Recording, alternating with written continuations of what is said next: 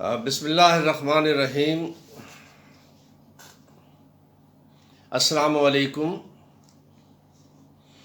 آج کا موضوع ہے الیکشن ریفارمز، ضرورت اور تجاویز۔ پاکستان میں الیکشن ریفارمز پہ اس وقت ایک گرما گرم بحث موجود ہے، اسمبلی کے اندر بھی اور پارلیمنٹ کے باہر بھی۔ وزیر اعظم عمران خان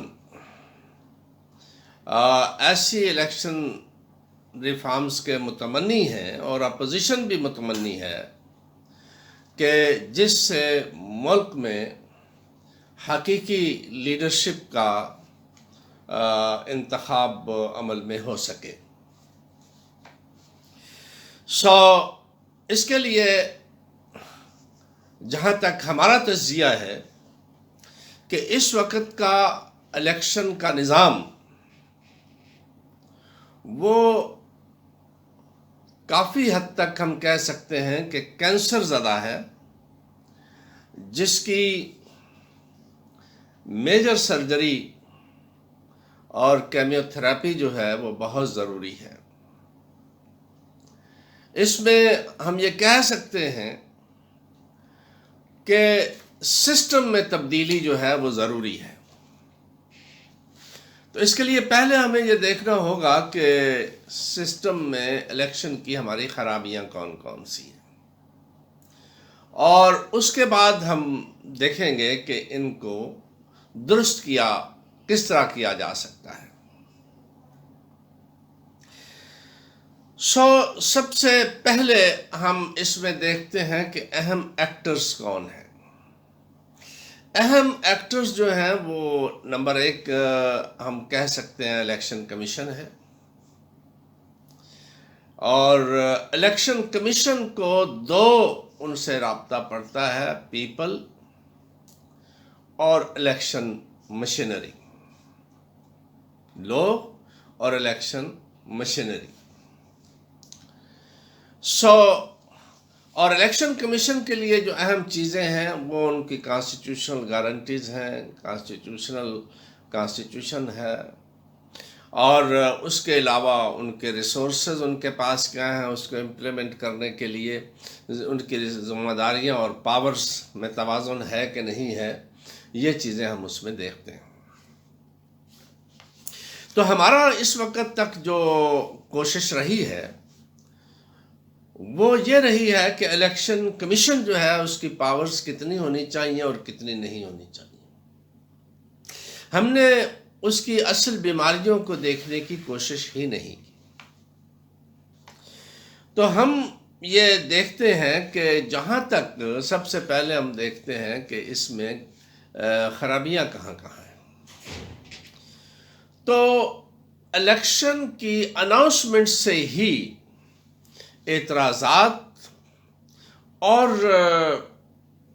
الیکشن مینورنگ کے کام شروع ہو جاتے ہیں۔ الیکشن کی تاریخوں کا اعلان اپنے مطابق کیا جاتا ہے، لیکن اس کو کسی حد تک وہ کیا جا سکتا ہے۔ دوسرے نمبر پر ہم دیکھتے ہیں ووٹرز لسٹ۔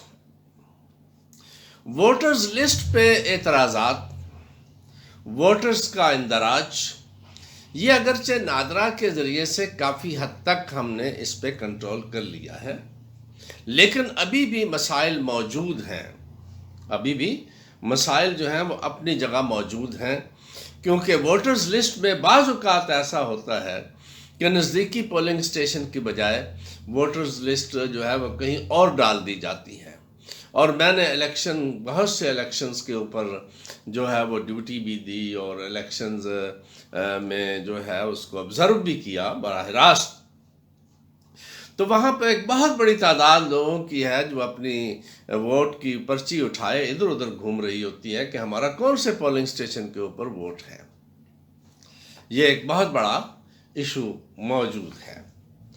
اور اس کے بعد ہم یہ دیکھتے ہیں کہ کانسٹیچوئنسی کی حد بندیاں اور اور ان کی ڈیلیمیٹیشنز، یہ ایک ایسا ایشو ہے کہ مؤثر لوگ جو ہیں، بالخصوص جو ان کے اپنے اپنے خاص علاقے میں اپنا خاص اثر و رسوخ ہوتا ہے، وہ اپنی کانسٹیچوئنسیز کو اپنے مطابق کروانے کی کوشش کرتے ہیں۔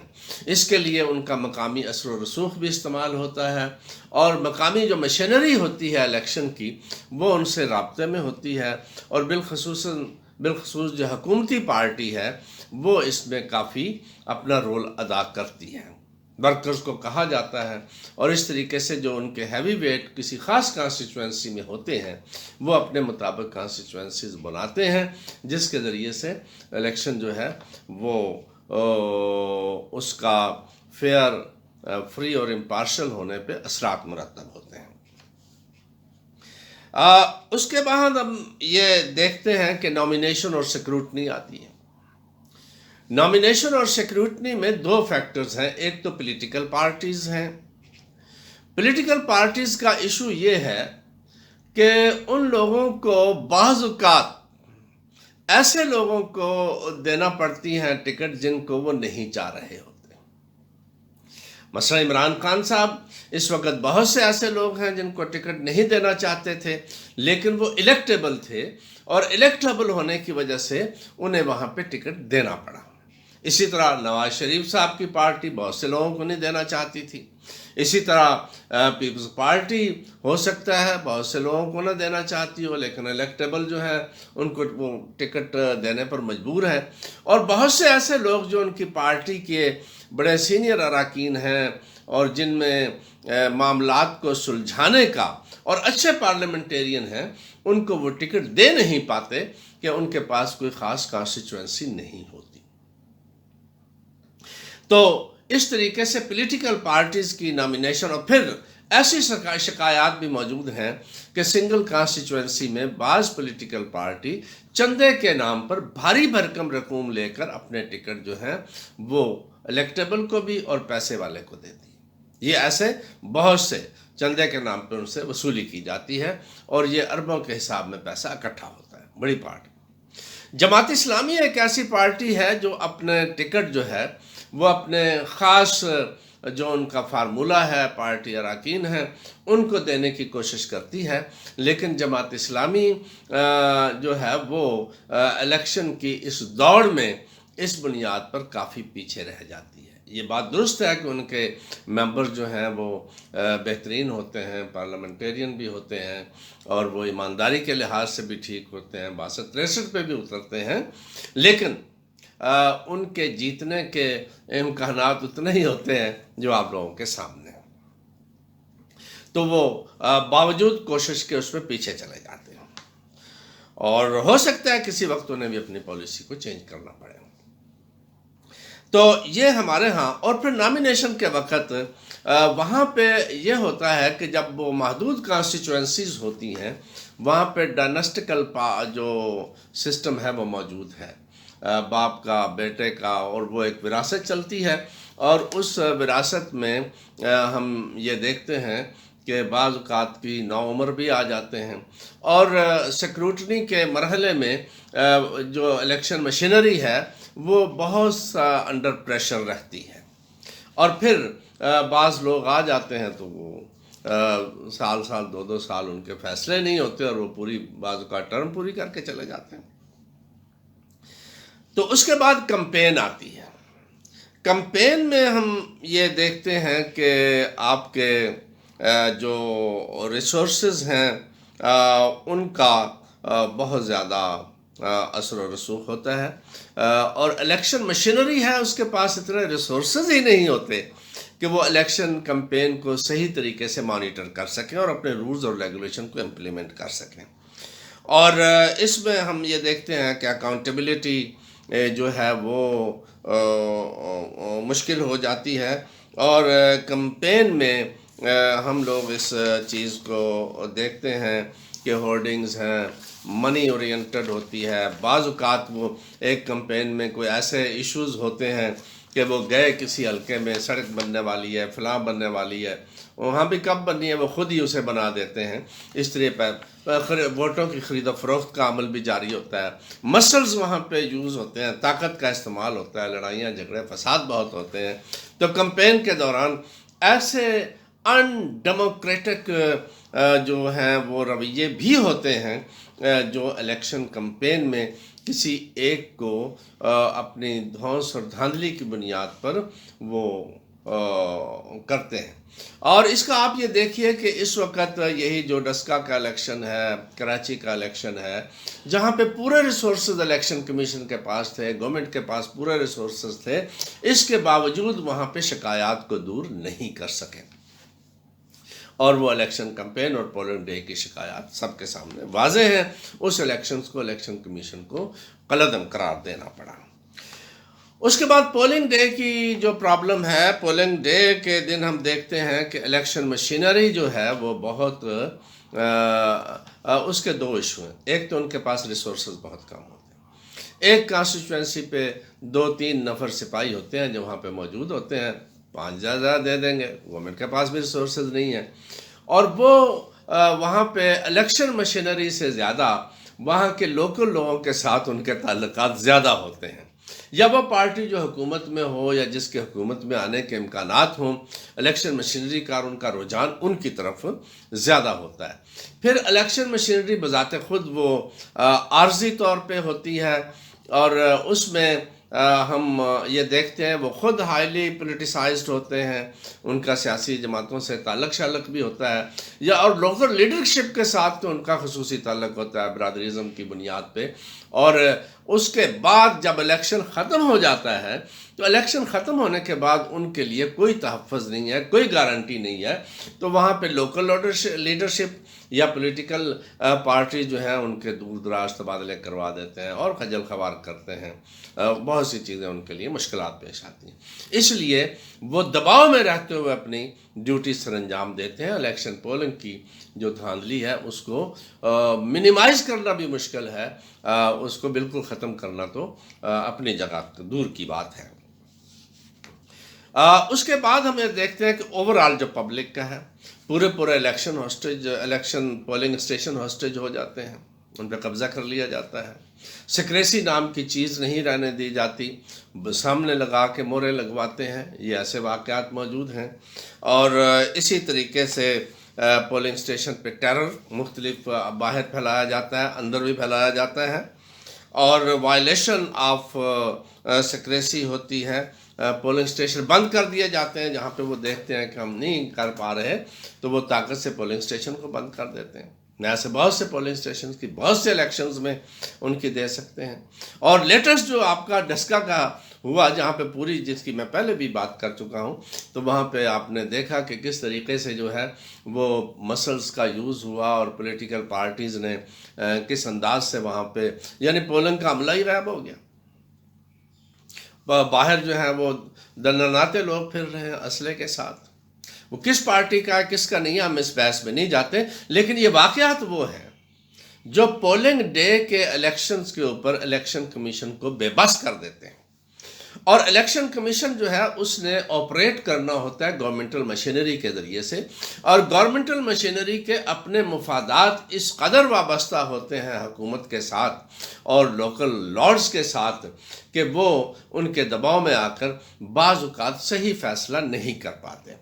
اور بعض اچھے بھی ہوتے ہیں، صحیح بھی ہوتے ہیں، ہم اس کو ون سائیڈڈ اسٹیٹمنٹ نہیں دیتے، لیکن اکثریت یہ ہوتا ہے کہ وہ مشینری الیکشن کمیشن کی بجائے اپنے حکومتی جو ان کے ساتھ ان کے وابستہ وہ ہوتے ہیں، اور اس سے ذریعے ان کے ٹرانسفر پوسٹنگ بہت سے مسئلے مسائل ایشوز ہوتے ہیں.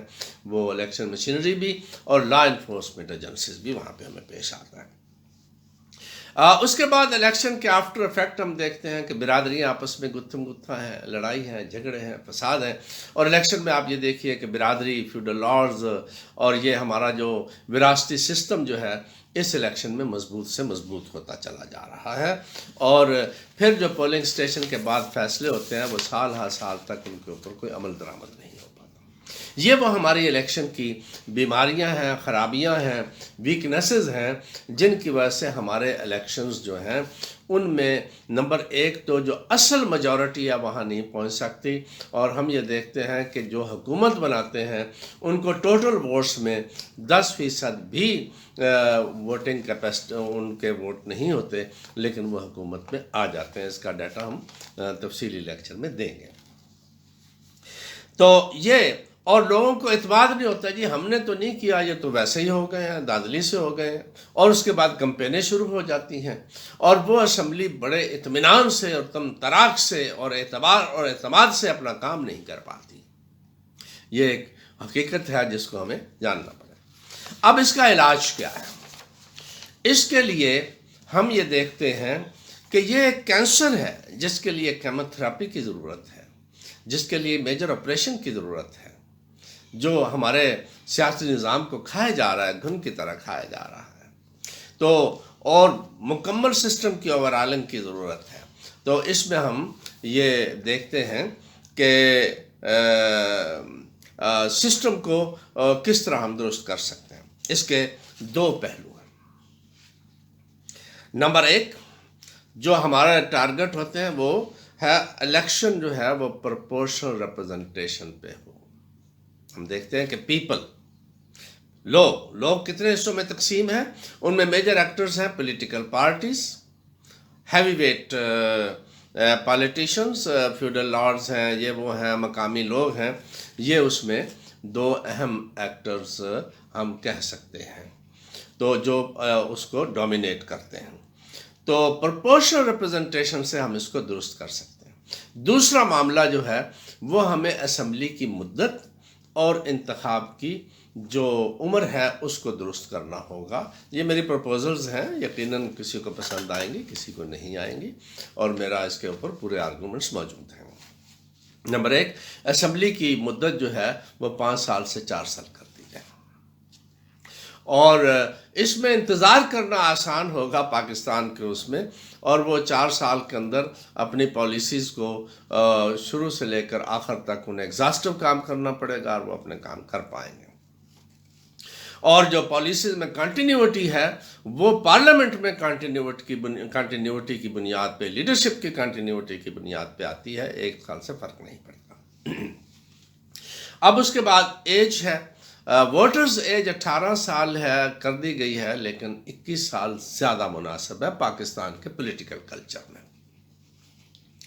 اور دوسرا ہم یہ دیکھ سکتے ہیں، لیکن یہ ایک کنٹروورشل ایشوز ہے، دونوں پہ کوئی بھی ہو سکتا ہے، میری رائے اس میں 21 ہے، کسی دوسرے کی 18 ہو سکتی ہے، اور وہ اس کے اوپر جو ہے وہ کسی ایک رائے کے اوپر کوئی بھی فیصلہ ہو سکتا ہے۔ لیکن جہاں پہ اہم چیز ہے وہ ہمارے ہاں جو MNA کا الیکشنز ہے اس کے امیدوار کی عمر کا 35 سال ہونا چاہیے۔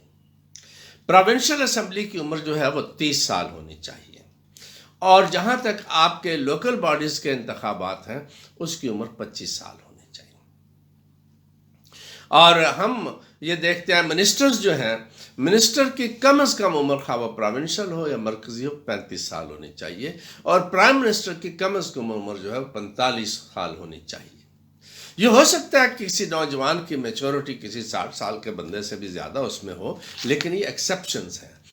قوانین اور رولز جو ہیں ادھر ادھر دیکھتے ہوئے بنائے جاتے ہیں۔ آپ پورے ممالک کا نقشہ اٹھا کے دیکھیں، امریکہ ہے، برطانیہ ہے، یہ ہماری وہ جمہوریتیں ہیں جہاں پہ شاید قانون تو انہوں نے ایسا نہیں بنایا، لیکن امریکن پریزیڈنٹ جو ہے وہ آپ دیکھیے کہ کتنے سال کے بعد عموماً ہوتے ہیں۔ ابھی جو بائیڈن جو ہے، اس سے پہلے ٹرمپ، تو یہ ان کی ایج ہمیں پرائم منسٹر پہ بھی یہ فکس کرنی چاہیے، اور اس کی بہت سے دلائل میرے پاس موجود ہیں۔ اس کے لیے شاید کانسٹیٹیوشنل امینڈمنٹ کی ضرورت ہوگی، اور وہ اگر تمام پارٹیز اکٹھی ہوں تو کر سکتی ہیں۔ تو اس میں ہم دوسرا جو ہے پروپورشنل ریپرزنٹیشن کے لیے صرف رولز اور ریگولیشن میں تبدیلی کی ضرورت ہے، کانسٹیٹیوشنل امینڈمنٹ کی ضرورت پیش نہیں آئے گی۔ تو اب ہم اس سے فائدہ کیا ہوگا پروپورشنل ریپرزنٹیشن سے؟ پروپورشنل ریپرزنٹیشن سب سے اہم فائدہ یہ ہوگا کہ اس سے developed political culture political culture جو ہے وہ ڈیولپ ہوگا، کیونکہ جب پولیٹیکل پارٹیز جو ہیں وہ کمپین چلا رہی ہوں گی، کانسٹیچوئنسیز، ہاں یہ پرپورشنل ریپرزنٹیشن کس بنیاد پہ ہے کہ جی ہلکے وہ نامزد نہیں ہوں گے، یہاں سے ہو جائیں گے، تو اس کے لیے دو چیزیں ہونی چاہیے۔ نمبر ایک، یہ پرپورشنل ریپرزنٹیشن جو ہے، متناسب نمائندگی جو ہے، یہ پولیٹیکل پارٹیز کی بنیاد پہ ہوگی، یہ پولیٹیکل پارٹیز کی بنیاد پہ یہ موجود ہوگی۔ اور دوسرے نمبر پر اس کا حلقہ بندی جو ہے وہ اضلاع کی بنیاد پہ ہوگی، ہر ضلع میں اپنی پارٹی ایک لسٹ دے گی اور پارٹیز کو لوگ ووٹ کاسٹ کریں گے۔ اور تیسرے نمبر پر ہم اس میں ایسا فارمولہ دے سکتے ہیں کہ پولیٹیکل پارٹیز جو ہیں وہ لوکل کانسٹیچوئنسیز کا بھی اپنے اس میں خیال رکھیں، اور وہ خود بخود خیال رکھیں گے، انہیں ہر جگہ سے لینے پڑیں گے ووٹ، تو وہ اپنا اس کو کریں گے۔ تو اس سے ہمیں پولیٹیکل کلچر ہمارا ڈیولپ ہوگا، اور جب پولیٹیکل کلچر ڈیولپ ہوگا تو اس سے ہماری سیاست، معیشت اور سماج سارے جو ہیں وہ ٹھیک ہوں گے۔ ہمارے پولیٹیکل کلچر میں آج بھی جو ہے توہم پرستی اپنی جگہ پہ موجود ہے۔ اس سے آپ دیکھیں گے کہ برادری کا انفلوئنس، ایتھنک انفلوئنس، یہ جو وراثتی انفلوئنس ہیں، دولت کا جو ریل پیل کمپین میں لگتی ہے، ان تمام میں کسی حد تک کمی آ جائے گی، اور سیاسی کلچر جو ہے وہ لوگ اپنا اس میں مضبوطی سے دیں گے۔ اور اس میں ہم دوسرا کام یہ ہوگا کہ ہماری پرنسپل اورینٹڈ اور پیپل اورینٹڈ پولیٹیکل پارٹیز جو ہیں وہ مضبوط ہوں گی، یعنی اصول پرست اور لوگوں کو جواب دہی کا جذبہ رکھنے والی پولیٹیکل پارٹیز جو ہیں وہ مضبوط ہوں گی، وہ اسٹیبل ہوں گی، اور ان کو ایک دو تین چیزوں میں وہ ہو جائے گا۔ نمبر ایک، وہ اپنی بہترین قیادت کو اسمبلی میں پہنچا سکیں گے۔ ہر پارٹی کے پاس بہترین قیادت موجود ہے، وہ اپنی بہترین قیادت کو اسمبلی میں پہنچا سکیں گی، اور وہ وہاں پہ اپنی پارٹی کے کنٹرول میں رہتے ہوئے ووٹنگ قانون سازی کے عمل میں حصہ لیں گے۔ اس کے بعد پولیٹیکل پارٹیز کو اور الیکشن میں دوسرا فائدہ یہ ہوگا کہ جو الیکٹیبل کی بلیک میلنگ ہے وہ ختم ہو جائے گی، ختم تو نہیں ہوگی لیکن منیمائز ضرور ہو جائے گی، بہت کم ہو جائے گی۔ تیسرے نمبر پر یہ ہمارے ہاں جو ایک ڈائنسٹیکل پالیٹکس ہے، وراثت کا ہے، باپ کے بعد بیٹا بیٹی اور پھر نانا نواسی، پوتا پوتی، یہ جو ہے یہ بہت حد تک کنٹرول ہو جائے گا، منیمائز ہو جائے گا۔ یہ حق پولیٹیکل پارٹیز کے پاس چلا جائے گا، اور وہ اپنی کانسٹیچوئنسیز میں رہتے ہوئے مینورنگ نہیں کر سکیں گے، اور ان کو پولیٹیکل پارٹیز کو اسٹرینتھن کرنا پڑے گا۔ یہ اس میں مضبوط ہم دیکھتے ہیں۔ تو اس کے علاوہ ہم یہ بھی اس میں دیکھتے ہیں کہ آپ کے جو ووٹرز لسٹ مینورنگ وہ کافی حد تک ختم ہو جائے گی۔ اس کانسٹیچوئنسی میں ہونا چاہیے، اس میں ہونا چاہیے، اس شہر کے ووٹر جو ہیں وہ، کیونکہ لوکل لیڈرشپ ہی اس کو مینور کر کے خرابیاں پیدا کرتی ہیں۔ کانسٹیچوئنسیز کی لمیٹیشن کے اوپر بڑا زور لگتا ہے، اور یہ دھاندلی کا ایک بہت بڑا ذریعہ ہے، یہ ختم ہو جائے گا۔ پورا ڈسٹرکٹ کا کانسٹیچوئنسی ہوگی، اور اس میں پولیٹیکل پارٹیز جو ہیں وہ الیکشن لڑیں گی۔ اس کے بعد کمپین جو ہے، کمپین میں انڈیویجول جو لیڈرز ہیں، لوکل لیڈرز ہیں، وہ تین قسم کے حربے استعمال کرتے ہیں۔ ایک برادری کا حربہ، ایتھنسٹی کا حربہ، اور اس کے بعد پیسے کا حربہ۔